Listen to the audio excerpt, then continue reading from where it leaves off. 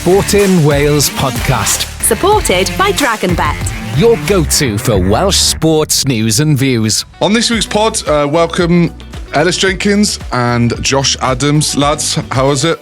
Obviously, Ellis, the last time you were on the pod, you announced your retirement, so it's been a while. Yeah, How's I did. retirement life, mate? Yeah, loving it. We've spent a lot of time with my wife, a lot of time with the baby. As you know, we've met that for a couple of daddy daycare. couple of breakfast, daddy daycare days to try and share the load with each other. But Yes. yeah, loving it. Josh, how's good to be back, mate? Yeah, good. Long old travel, mine, because we had to fly from Heathrow. So it took us a while to get there with the delays as well because of the storm. But yeah, it was nice. Lyon, what a place. I don't know if you've ever played in Lyon. But Cool stadium, isn't it's it? a hell of a setup out there. They've got it right. Post-match, it's basically like a rave in a tent. So yeah, we had a good crack and look, we didn't win, but there's loads of good things we've done, yeah. Raving the tent where you got punched in the nose, is it? No, I didn't get punched in the nose. That's good. Didn't want to say. It's come with two this lovely black eyes, This is a by the rugby way. incident, not post-match incident. Oh, right, okay, so it wasn't Gethin Jenkins No, getting angry. No. Right, lads, I'm going to start with a quiz. Cardiff quiz. This is obviously we're all Cardiff players. First question I got: which three Wales international scored in the victorious 2010 Challenge Cup final? Ellis, you were probably about 10 then, but Sorry, which three? which three Wales internationals Yes. scored in the victorious 2010 Challenge Cup final? Right. Lee Penny, Yeah, Yep. Bradley Davis, Yeah. I think I know the other Tom one. James. Nope. No, I know. I think I know. Martin Williams. No. I'll give you a cue. He's Does it be got too a long in that massive game? head. You got a massive hit. Oh, Gethin Jenkins. No, not quite. as big Gary as- Sweeney. No, oh my God. How many big heads he had when Oh, I've he's seen got no that? hair there. Shanklin. Bubba. No, oh my God, come on. Cheese. Oh, Jamie Roberts. Jamie Roberts I scored. didn't think he played for Cardiff. I thought he just... I think that was one game he did play. Was that against Toulon? Yes, yeah, out in I remember. And Marseille. you had was that? Marseille. there's a picture in the club in the board. They got it's the blue camo kit. Yeah, it's quite The cool British kit, that, lash. isn't it? So I remember Bradley's try, I Oh, remember man. Lee's try, but Jamie's must have been... Well, we were in academy then, weren't we? I think. yeah, Just was it started. 20, I was 17 then, so yeah, we would Yeah, have been 19, yeah. Just a few years ago, didn't it? Bloody hell. running rings around Treforest playing fields, we would have been, wouldn't we? Yeah, you were chasing me or I was chasing you and Terra Mahami. I will bloody tell running. that story Again. Question 2, and everyone remembers Martin Williams' penalty miss against Leicester. We all do in 2009. But who was the other Cardiff player to miss in that shootout? Tom James. Yes. Tom James, which is a shame because he's actually a very good goal kicker. He spent a lot of time goal kicking after training when we were there and Yeah. pulled it. Do you know the story Tom James told me the week after they had obviously had another game, and he went out early in the training field and put the ball in the same spot and he nailed it, and then apparently Di Young came out and goes, "You didn't fancy doing that last week, did you?" To be fair to TJ, Brutal. he did score an absolute belt of that game as well, didn't Oh. he? Yeah. Absolute To get him back in the game, wouldn't it? scorcher. Yeah. I remember watching that live and Ben Blaze kicked 2 conversions from the touch. Yeah, yeah. He couldn't have been any closer to the touchline either, and both of them went straight to the middle. Yeah. Benny Blair, water player. You Yeah. didn't get a chance to play with him, but he's Yeah. one of Ben ours. said he's one of the best he's had. Right foot step, couldn't defend it. Knew it was coming, Yeah. just couldn't defend it. It was undefendable. like rugby brain Yeah, as well. clever. Yeah, class. This is pretty easy. I think you'll get this. Who was the only player to feature in both Cardiff's Challenge Cup final? Scott Andrews. No. Come on. You sure? Yes. You sure? Yes. Did he not feature in 2010? No, he's featured. No, Bubba didn't. No. Foul Of for Lee's course it sake. is. What am I on about? Come on, mate. He played till he was about 40. I know. That's right. That's why I thought he played for ages. He retired. He retired about halfway through the season. It's like Ray, isn't it? Danny Just go pulled one him more out. year. Danny pulled him out of retirement for the. We played the Ospreys a week before in the league, but we couldn't go up or down in the league position, and that Fowl had basically already finished. So Fowl was like, right, I'll play. Danny was like, can you fill in for us for this game? Play one game, and he was unbelievable. Was that when against the I Ospreys. remember chasing the kickoff, and usually like, the wingers were ahead. Yeah. Fowl was ahead of me, and he melted the guy who caught the ball. And he like took me by surprise. He actually took me as well as the guy. It was I made absolute that freak of a guy. mistake. I don't think you played, but we played Cardiff in the LV Cup, old LV Cup, when I was at Worcester. Yeah. We played in the Arms Park. And Fowl played, I think he was on the bench, and I was playing full back and off a kick-off. Just tried to have a little go in around where like all the forwards come, and he's put me in the air. I was like, wow, who is this bloke? When he could move, you just didn't want to go near He had a him. neck. He was like, ah. Yeah, but he played that game and he played so well that Danny started him in the final and the week there, so... Yeah, he ended up playing all season, didn't he, I guess? Yeah, class, man. Last one. Who has the most European appearances for Cardiff? He's also the club's top try scorer in Europe. I thought this was me, but it's not. Damn fish. No. Tom James, then, is it? No, it's further. It's quite further back. Right, okay. He works for the WRU now. Reece Williams. Yes. Is it? 78 appearances and 22 tries. That's pretty good stats. 70 Yeah. in Europe alone. That's Europe, yeah. Wow. That's good going. Well, that is very good going. I wouldn't expect that. He scored a fair few tries, Yeah, didn't he? yeah, it was, yeah. Yeah. He was deceptively quick, he was. Yeah. I remember watching him play for Wales a couple of times. He was... Oof. They're all legends, man, and these players. It's different, very different team now, isn't it? Oh, yeah. Yeah, Legends to be, Josh. yeah, as they yeah, say. well said. Right, this weekend, I guess, one win out of 4 in the Welsh regions. Yeah.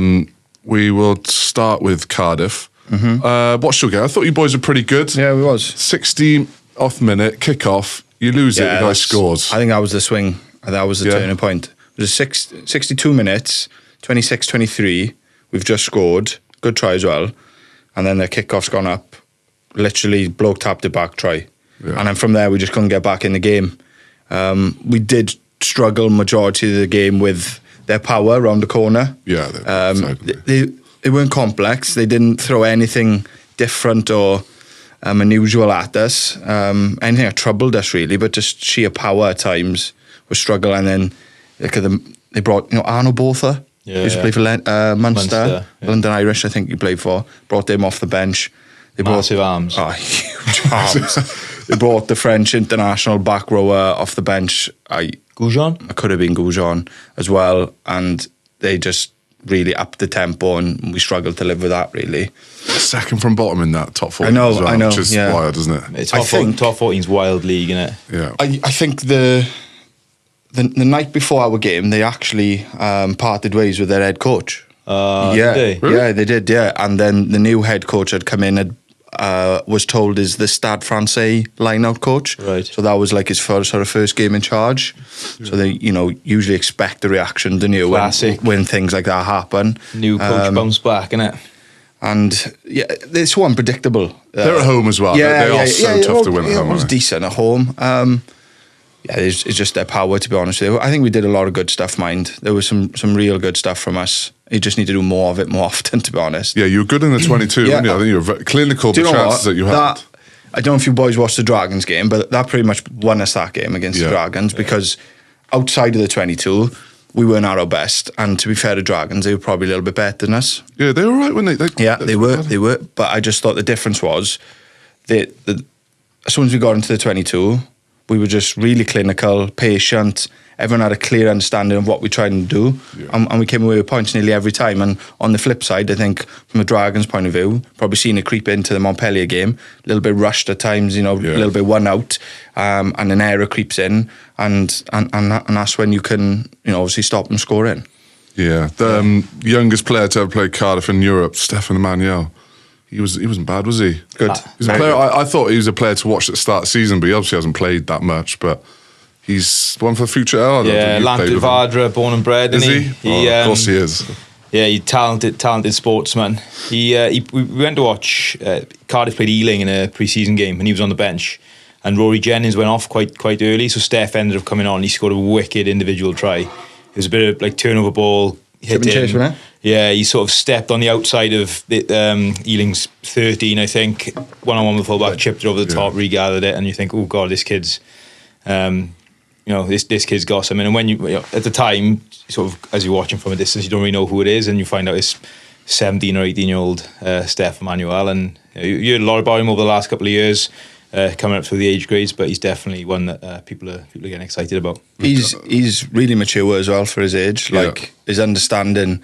So was he 18? 18, 200 and something days because Shanks came in to present his jersey before the game or the week of the game because he was he was the youngest ever to play in Europe.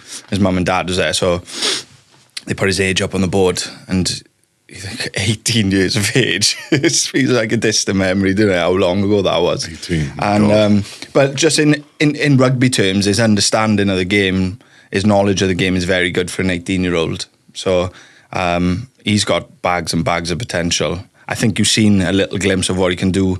When I scored, just the understanding of how the defence was coming really quick. He's just taking it, boom, no luck, just dropped it out the back quickly to Tina, so he's been able to get her away. Them little bits sometimes take time, but he seems to have grasped it really quickly. So it's funny as well how he's playing obviously Ray Leela, who is, I don't know if he's 18 or 44, but I think he's older. He was older than Stefan Emmanuel. If you take away the 18, like, it's crazy, really. Yeah, was he 38, 39, Ray, I think now? No one knows. 21 years really. older. Yeah, so he's around that age, isn't he? But what a person to play with. Exactly, Like, we've spoke previously about when boys are coming in, you're blooding these youngsters with experience. You're not just putting in youngsters en masse and setting them up to fail. You're putting them in. He's got one of the most experienced centres, one of the best overseas signings Cardiff have ever made, in my opinion. Welsh rugby. Yeah. To sort of not hold his hand through, but be next to him, give him the confidence. And look, like I said, Steph's young. He's going to make mistakes, but it's great that he's been given these opportunities to step in. And definitely excited to watch how his season unfolds. Hopefully, he keeps going with the 20s now this year. Yeah, Matt Sherritt will deal with him well. He won't play every single game, but he'll just drop him in. He's very good at that. Josh, what's the target for Cardiff this year? Are you sort of just trying to, obviously you got the Cheetahs this weekend, going really well in the league. Yeah. Are you going to put more emphasis maybe on the league at the moment, or is it Europe just sort of, because you've obviously chopped and changed a lot of, squad has played a lot of rugby, haven't We're they? trying to compete on both fronts, of course we are, in the league and Europe. We spoke about trying to get knockout rugby back at the Arms Park. Yeah. That's something that we can really try and target. We've had a couple of good knockout games, over the years at the Arms Park, and we really good nights or afternoons, if you like, and had some big scalps as well. So they referenced the POW game you boys had back. They were fully loaded, weren't they, pretty much? And you boys turned them over, and hell of a day that was. The week Peter Thomas passed, we played Sale. That was a great occasion as well. Turning them over, coming down from the Champions Cup. I know Bath wasn't in the knockout stages, but them sort of calibre of games is what we want to get back at the Arms Park. So that's something we spoke about. Certainly in Europe, we'd like to get some big knockout games back at the Arms Park. And in the league, I think, what were we, fourth? I think you're fourth or fifth, and now you've got 2 derby games, haven't you? And then you've got a lot of away games. So we have, that's it. So I think that this next period will be really important for us. Obviously, Derby, Dragons away Boxing Day, and then Ospreys are home, and then I think 2 rounds Europe, and then Sharks are home, and that really concludes this block. Block 2, if you like. So I think this block now of league games is really important for us. I think if we can stay in and around where we're at the minute by the end of this block, I think it'll give us a good chance, especially with how we know we can compete away from home, especially last year, losing bonus points. Literally drop the ball away or bounce the ball away from being having 5 points away from home. So we know we can beat teams away from home. We've got confidence we can do that. So I think this period will be important for us. Yeah, you're scoring tries, which is good. Even away, if you're scoring like against Leon, obviously on the weekend, I think that's the you got 1 point, which as well. The Dragons game, we walked off the pitch knowing we weren't at our best, and when we felt it, we felt a bit disappointed, to be honest, because we wanted to put a better performance on, but sometimes it's nice knowing you can win when you're not at your best, or win ugly and find a way. So I think we've taken some confidence from that. Yeah, obviously Scarlets losing to Bayonne. I don't know if you watched that game.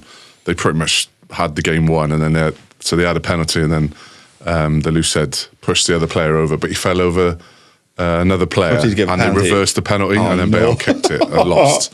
But they were in a good spot, Scarlets. So I know they got Joe Roberts is back this week, who is obviously a great player, been injured for a long period of time. Do you think they're missing Costy and Gareth Davis at the moment in that 9-10 area? I think the last 2 games they've lost pretty close, haven't they? Yeah, I think Gar's very important to them, and I think I've been fairly impressed with Johan Lloyd, mind. I've played against him a couple of times, and he's extremely talented. Particularly we played him at the Arms Park, and we had him twice. We had him camped on their own line, and he's managed to jink his way out and go on like a 40, 50 metre run, and all of a sudden they've gone from us applying pressure on their try line to all of a sudden attacking just outside our 22. So he's Johan Lloyd's someone who I would like to see kick on a little bit. I think he's played a lot for Bristol, played a fair bit for the Scarlets. It's just finding that position that suits his skill set. He's like a 10 at certain points of games and then a 15 another, isn't he? Yeah, but like, he's so talented that I would love to see. Rugby-wise, he's probably one of the most talented. Yeah, in Wales, isn't he? Really, yeah, definitely. In terms of his skill set. The loose aspect of play probably suits full-back mode, doesn't it? Yeah, I'd say so. But then when the game is wet and slow, you're not on the front foot. That's where he's. But then he uses his skill set to get out of those. Yeah, like that try he scored at the Arms Park, where he went underneath one player, stepped another straight through 2-on-1. Like, I don't think anyone else in Wales can probably do that. He's dangerous. He's very dangerous. Back to the Scarlets. Probably the last 2 weeks, the Glasgow game, the last game they played in the league was the same. They had that game won. They were winning. I think it was 15-7 with about 20 minutes to go. Glasgow had loads of chances in the first half. Glasgow with a brilliant driving maul, and Scarlets defended it really, really well. And again, they had the chance to win it, and it's just slipped away. And it's probably the opposite of what you're talking about, Josh.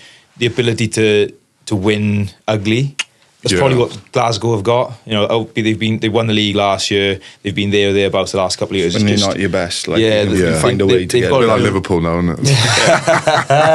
The ability to play under par and still get away with a win. Yeah. I think it probably shows the difference of where they're at the moment. But like I said, Scarlets got off to a not great start of the season, hit some real form, and they're not miles away. They're not. They're doing loads of good. Like looking here, their centres they've got Eddie James, Joe Roberts, Johnny Williams, Max Page. Like, that's and now they're all good, fit as well. That's a good for Dwayne Peel now. How do you fit them in? How would you? Yeah. Who would be your favourite partnership? Obviously, you played with a few of them. Eddie James, I've liked this season. He didn't get much of a look in for Wales. No, but Max Page is exciting. Max Page is good. Max Page trained in the autumn. Heard he carved up training as well. Sharp young man. He can move. I think he played a bit of wing prior, didn't he? And then he moved into centre. Yeah. I haven't seen a huge amount of Max Page. This is his first. He's got a good highlight reel. I've seen a couple of his highlights actually, but I think Joe Roberts coming back could be big for the Scarlets and probably for Wales as well. He was sort of just making his way into the team, playing really well. Yeah, he was. Picked up a big injury. He's been out for a long time. So, particularly with someone who relies on his pace, it'll be interesting to see how he settles back into that and how much of an effect that injury has on him. But I like Eddie as well. I do like Eddie. He's a big boy. I didn't actually realise. I saw him. I went to watch the slab of a man, isn't he? Cardiff Scarlets game. He's all there. So I think skill set, isn't he? Yeah, they got a couple of good options because Johnny's good whenever he plays for Scarlets. Johnny's very good for Scarlets. Yeah, to be fair, he makes a difference. When he's not there, I think you notice it. Yeah, and then when he plays, he is. He makes a big difference for that. Johnny's got some nice intricacies with his play. Like he's. Well, you boys been with him. He's a big man. He's a dense man, so he can carry the ball really well. And he's got some nice footwork to go with it. But he's also got the ability to look like he's coming straight at you and just drop someone off or pull it out the back. That's something that I've seen of his game. That's really good. So you spoiled for choice there because that's two very nice 13s and two very nice 12s you've got, and how you mix and match obviously has. That's Dwayne Peel's opinion. But I think 13 as well. They're all very good players. They're all very good. Yeah, 13 for Wales is, I think, probably a position up for grabs, isn't it? If you look at it, so someone like Joe Roberts coming back, left foot option as well. Yeah. Left foot. They obviously. I think 12 probably is as well. We've seen Mason Grady played there. Obviously Ben Thomas played there a couple of times. Yeah. He's been back and forth 10. I'm not quite sure the coaches know. I don't think you look back. I know. You keep looking back at this time, but you look, it was Jamie and John in centre, and that was a given before the game. Whereas we don't have that. There's lots of consistency, chopping and changing, trying different combinations. So it'll be interesting. But I think that Eddie James definitely has got the size aspect that Gatlin likes, and I think Joe Roberts has already shown that he can perform at the top level. So I'd like to see them. It's a good time for Joe as well to come back, like first game or second game of a new block. He's got a good good couple of weeks now of rugby. You know, if he can get some good rugby under his belt, pick up some good minutes, I think he'll certainly be back in the mix for. His stock hasn't dropped anyway, has it? You know, without even playing, he's probably in his eyes. It's funny. Lots of people are like, this stock goes up. I was exactly the same. The longer the longer I was injured, the better I was. I tell you what, Chicken was like that, wasn't he? I think for a while. Ospreys obviously the only team that got a win. Lions at home, which is a pretty good win. They actually scored 4 tries, which is like, I think the second time they've only done that this season. Jack Morgan, obviously in your position, Ellis, another man of the match. He was pretty good on the weekend again. How good could he be? Lions, I guess, conversation? I think, go back 2 years and he was probably one of the first names on the team sheet. I think now, obviously, he's spent a lot of time out injured. Tommy Raffles come in, giving him a bit of competition for that 7 shirt for Wales. But I like Jack. I think he's brilliant. I trained, so my last campaign with Wales, I think it might have been his first campaign in, and he's not a big man, but he's dense. He's got a low centre of gravity. He's supremely strong, and he just makes the right decisions at the right time. Would that be the difference then? Do you think of him being like a little, probably ahead of some of the other back row, or is he just consistent in everything? Yeah, like people always say to me, like, what's his USP? What's his point of difference? But particularly in the back row, I'm not sure it's that important. I think if you're pretty good at every thing, you look at someone like Josh Navidi, he's pretty good at everything. There's not something I could say he's brilliant at this or he's brilliant at that, because he was very, very good at almost everything. He didn't really have any weaknesses. Yeah. And I think you put someone like that in the back row, the more times you can get them involved, the better they are. And I think Jack is just, you show him what he can do for the Ospreys, right? He's class again on the weekend. He's had a couple of games already for the Ospreys. It's no coincidence you're playing behind a pack that's getting beaten for Wales. It's tough to look good. But on Lions discussion, I think Josh van der Vlier's one of the first names on the team sheet. I said in the week I thought Jack would be. I'd pick Jack ahead of him.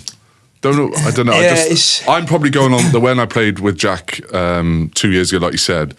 That autumn campaign when he played Australia, like he was awesome, unreal. Yeah, like awesome. He was scoring tries. He was everything, melting blokes, everything. I guess he's getting back to that. But like Josh van der Vlier obviously he's different ages. He's 31. Jack's 24. So yeah, but like Josh, and he's in a very go-for team though. So it makes a big difference. Huge difference. Huge difference. Like you talk about 9 and 10, how much of a difference it makes being behind the pack, but it's the same as playing in the back row. Like playing in the back row in a team that's getting beaten, you get a lot of chance to get turnovers, make tackles. But I think what Van der Vlier gets is a lot of go forward ball, a chance to show his. So what's his point of difference then? Again, Van der Vlier. Yeah, Van der Vlier. Is he just good at it? Yeah, again, honestly, you could a pick. lot of them are. I reckon he seems it. He's pretty good at it. You pick most. And he's shredded. Yeah, good looking. And I've seen him at Swing Golf Club as well. Yeah, he's good, decent. I was gutted when I saw that. Did you see him around a Dare Manor? Yeah, I think he went unbelievable. He was like under par or something stupid. Unreal. But obviously, he's just been named Player of the Autumn Series again. Yeah, there's a lot of Irish fans, mate. He was World Player of the Year a couple of years ago, and Andy Farrell is coach. So I think he fits that system of what he wants. But again, I think if Jack can string a couple of games together, keep injuries away, that's the most important thing for him. Again, it's tough to do in the back row, particularly when you're defending a lot, you're making a lot of big collisions, which Jack does. He punches well above his body weight. And it's probably something I struggled with in my career, is like you're tackling bigger blokes. 20 plus tackles a game. He's 23 at a game at the moment. And like, the better you are, you're playing in the back row, you've got the most collisions in every game, particularly when you're tackling bigger people, they're running faster at you and you're trying to hit them as hard as you can. There is obviously a risk of picking up injuries with it. But I think he's brilliant. I was very impressed with him when he came into camp. He's quiet. He's very unassuming. But yeah, I'd love to see him back in a Wales shirt, and I would pick him in my Lions squad anyway. Yeah. I think there'd be a few. I think Derry Lake's probably in that conversation, Hook as well, and a few others. The Dragons at home playing in Storm. What storm was it this week? Dara. Dara. Seems to be a different storm every week. But how do they name the storms? Do you know? Alphabetical. So the next one will begin with E. So Envis. I know, Eamon. Eamon, someone like that. Ellis. Yeah, maybe. They obviously lost to Montpellier 18-0 down, then came back to 18-14. No points scored in the second half. Seems to be about deja vu for the Drags in terms of that they were in the 22 an awful lot and just couldn't. I watched majority of that game. In both teams' defence, the weather was howling. Yeah, I can't believe it was on, bad. to be honest. Yeah. But Angus, right, has got a hell of a boot anyway when the weather's perfect, Huge right? boots, And he's hit one, and it's just gone, and it just bounced, and it bounced in the middle of the 22. By the time the second bounce came, it was pretty much over the dead ball line. The wind was blowing that strong. it's like Connacht away, that is. It was tough. It was tough conditions for both teams to really get any rugby going. I think Dragons had a couple of decent chances down in Montpellier 22 to win it right at the end, and it would always just be like the last part of the where you think they've got it. It'll be like a knock on, or Montpellier might get a jackal. So they were so close, and to be honest, Dragons were probably the better team overall looking at it. So they're really unlucky with that. So they're going to be disappointed. But I think about the Dragons, I think they're doing really good things. Like from playing them the other week, like they were a good team. Like, they played a lot in the middle they third, were physical, didn't they were direct, they knew what they wanted to get out of the game. How they wanted to go about it. You know, the defensive stuff looks a lot better. They apply a lot more pressure on the ball. So what is it then? Is it just literally that execution? It's probably that last little 10% when you get in them point zones where you think, well, we need to come away with a 3, a 5 or a 7 year where, you know, a mistake will happen or a turnover will happen. But the way up the field is getting a lot better, and you know they're doing some really good things. Yeah, I've worked on a couple of the Dragons games this season down in Rodney Parade. So it was the Lions game and the Sharks game, and they could easily have won. They had the Sharks game won. Yeah, that was a mental. They game. had the Sharks game won. Did, yeah, but there was the Sharks scored in the red, which you could sort of sense coming. But there was twice where Sharks have scored out of really nothing, a real soft try. They'd be like one easy missed tackle, they break 30 yards, and once a powerful team is on top of you like that, they've got the momentum, it's very difficult to stop. And it happened twice, and they still managed to get themselves back in a position that they were ahead with 83 minutes on the clock or whatever. But like you said, the defence in the 22 is brilliant, right? There's no doubt over their want and their desire. It's just whether there's players switching off or whether... I think experience they lose, mate. They need a bit more experience, don't they? Yeah. Do you think that, like on the field? It doesn't come cheap though, does it? That's No. Anyone over 30 now, they don't want to sign anyway. So. Yeah, well...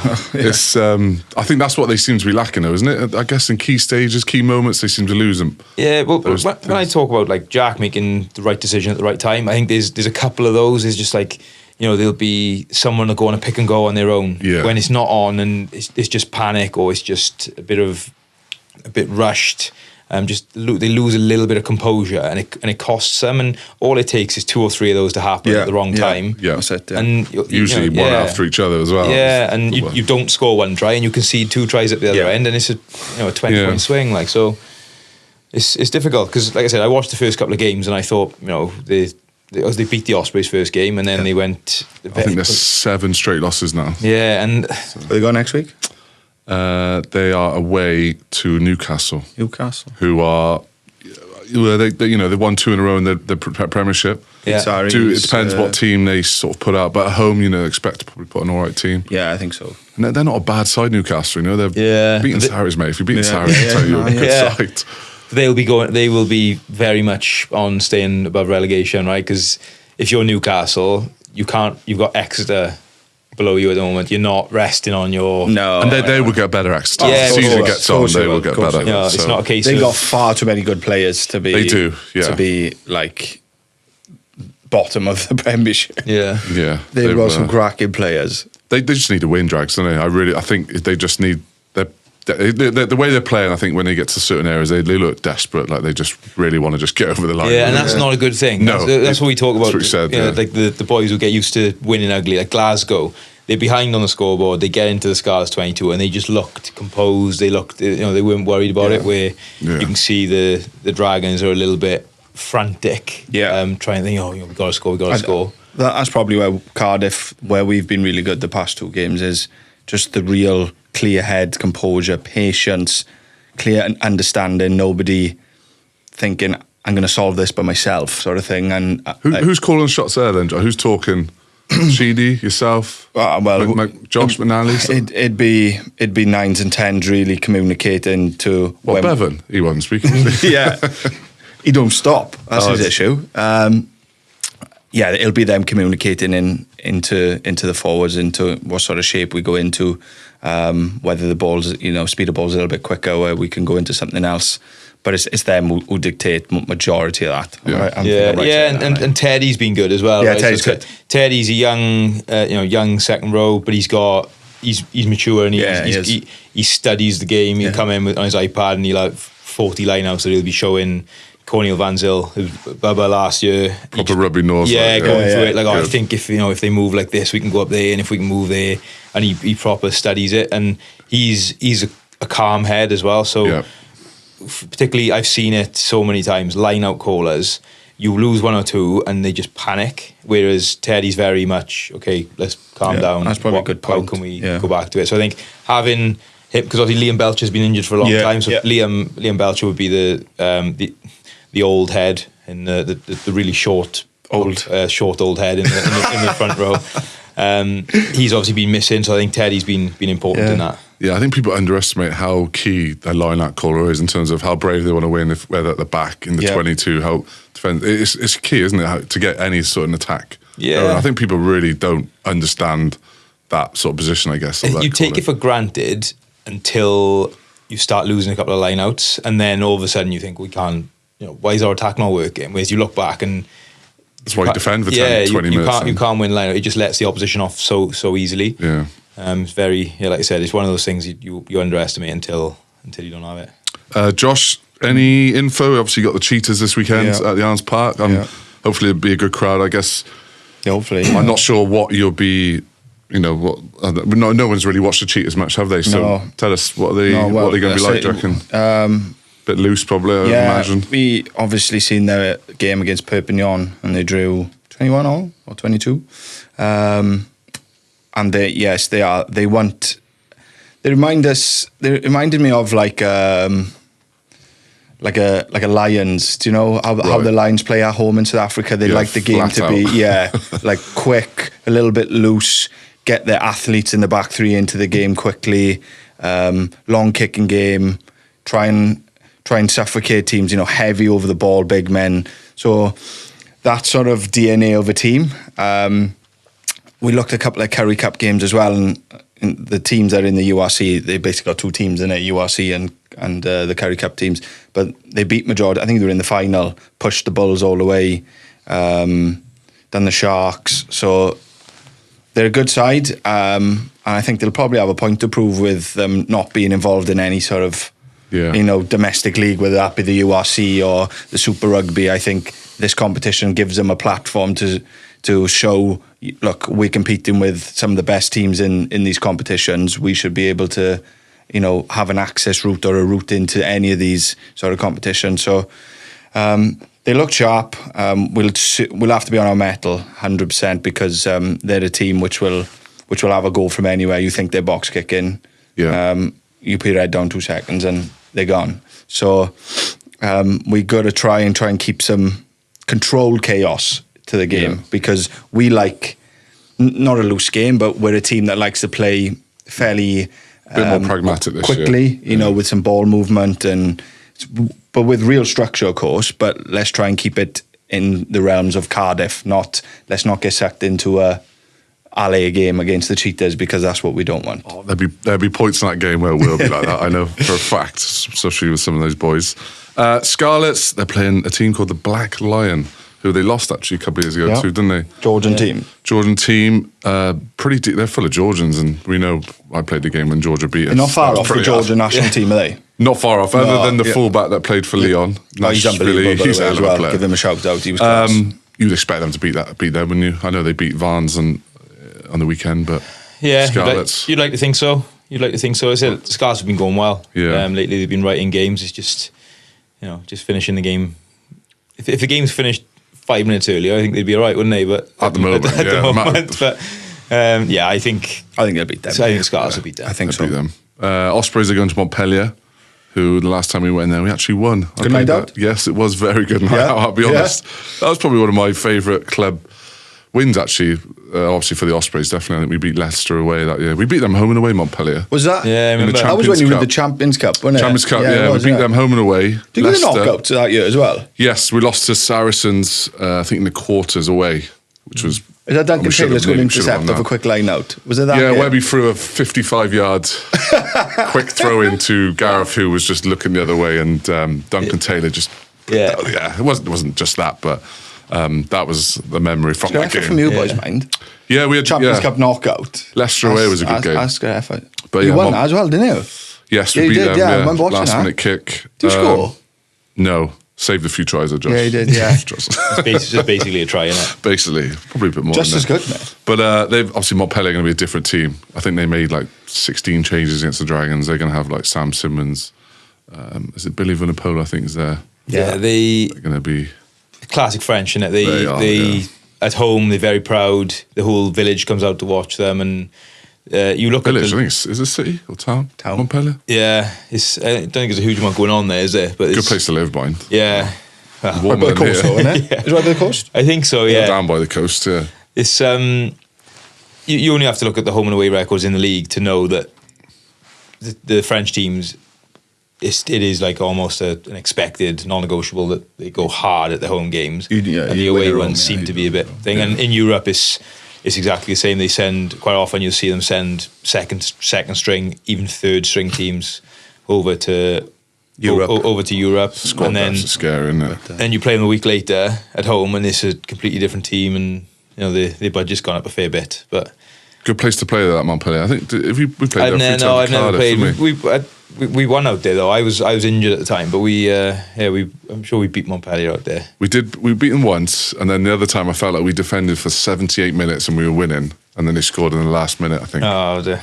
Cardiff. Yeah, and then we went to this nightclub called Heat after in Montpellier, middle of nowhere. You know that game Montpellier you're on about with Cardiff? Is that when Patch did like a half chip and you run round Yeah, the side? yeah, and scored yeah, that was one Your of them. knowledge of this is unbelievable. Mate, I'm telling Good you. try, I can't good chip. remember. I It's am- one of Patch's best chips. The only one I remember, going back to Leon. I've watched every video, mate. Don't worry. Yeah, going back to Leon away when we were talking about starting strong. Oh, and God, yeah. You chased the number 8, tackled him, he's offloaded, their wingers caught, they run 70 metres and scored, yeah. And we He under beat- post, He we were bumped like- 2 of our forwards off, so like literally 15 seconds after kick-off, we stood under the post like, right, Should we start now? let's go back, Yeah, start again. yeah, should we start now? From scratch. The coaches hadn't got up to the box yet, so they said they came up and we were kicking off, and they were like, I was just saying that. yeah, how's that happened?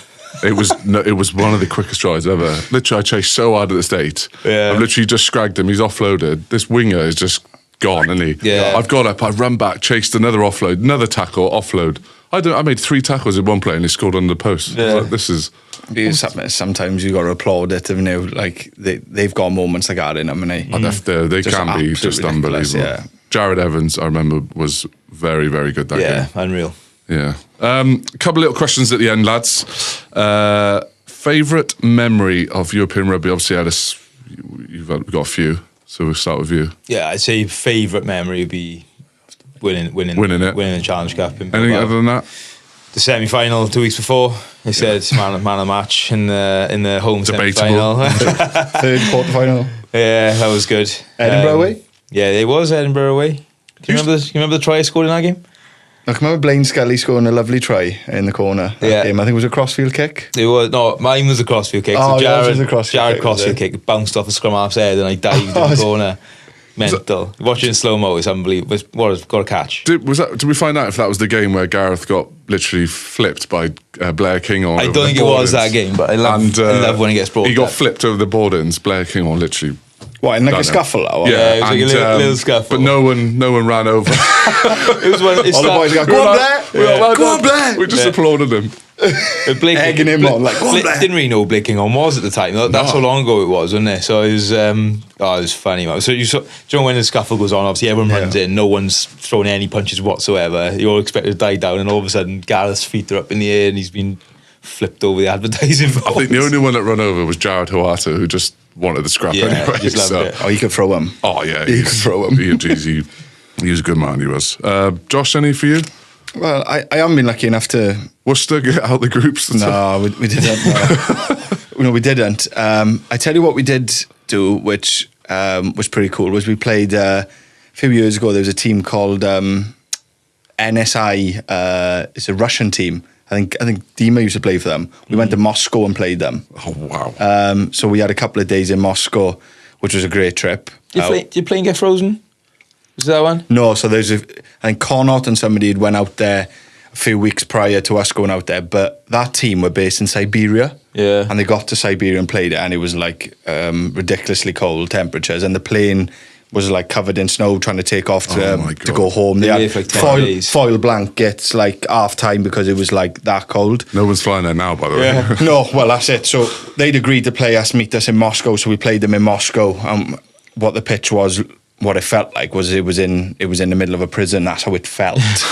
it wasn't, of course, but that's how it felt.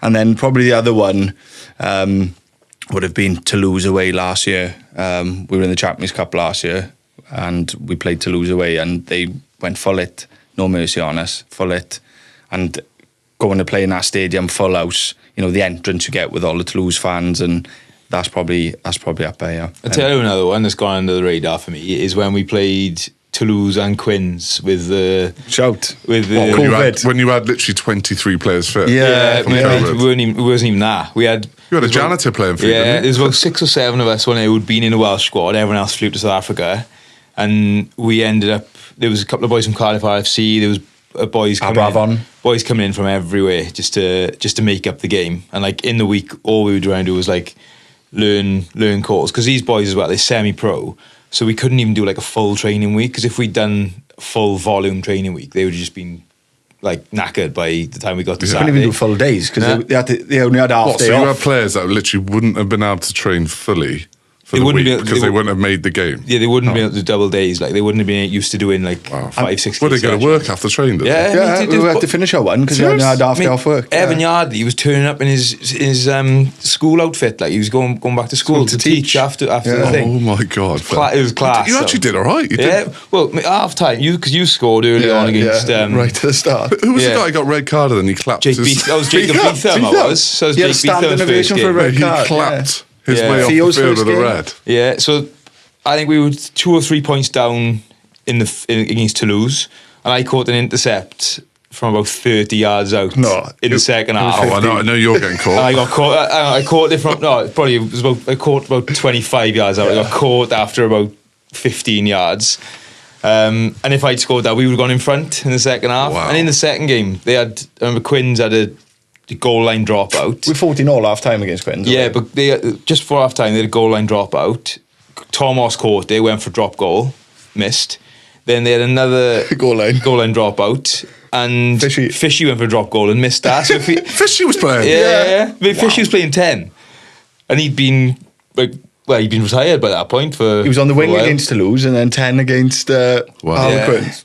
But it was class. It was, went back in the days doing COVID tests on a Thursday. Yeah. You get your team sheet, and then Ollie Robinson tested positive for COVID, didn't he? So like all of a sudden, like one of our 8 pros has been pulled out. We're pulling in someone else. So you've already got 7. It was. But it was how good was that? Yeah, it was class. I know obviously the results ended up running away from us in the second half, but they were bringing on French internationals, New Zealand internationals, and we were bringing on teachers and plumbers and groundsmen and stuff. Yeah, it was literally the guy class. from Aberdare coaching the teacher. Like, imagine that for them all. Like, they've had a crack at Toulouse. Yeah. Well, they ended up winning Europe. Did they win Europe that year?